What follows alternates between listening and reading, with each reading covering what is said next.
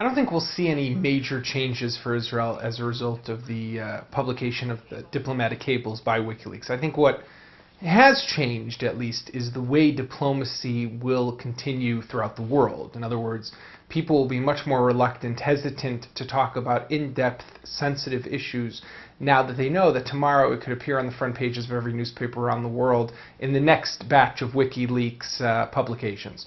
With regards to Israel, though, I would say there was nothing here overly embarrassing, at least what we've seen until now.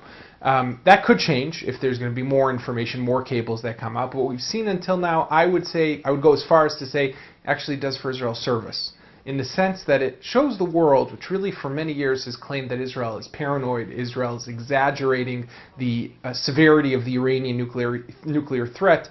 The WikiLeaks cables showed the world that Saudi King Abdullah calls to cut off the head of the snake, the King of Bahrain, the Emir of Qatar, the Jordanians, the Egyptians, every other country in the region is urging the United States to attack Iran.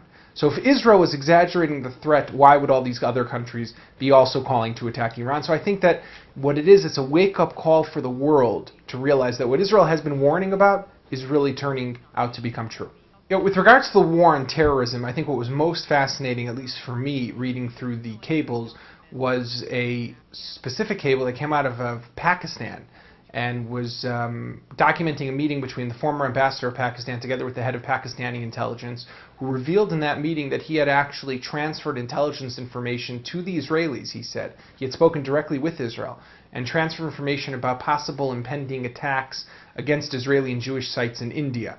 Now, this came just a couple of weeks after Israel, the Counterterrorism Bureau of Israel, had issued a travel advisory against India, warning of possible attacks in India. So Israel clearly was already aware of that intelligence information and possibly had received it from the Pakistani chief of intelligence. But Israel and Pakistan aren't supposed to have diplomatic ties. They're not supposed to be talking to one another. And I think that what that cable reveals to us is that while there might be countries out there that Israel doesn't enjoy full diplomatic relations with, there's a lot of dialogue, a lot of discourse, a lot of talks that are taking place in back channels, behind closed doors, that the public is not aware of.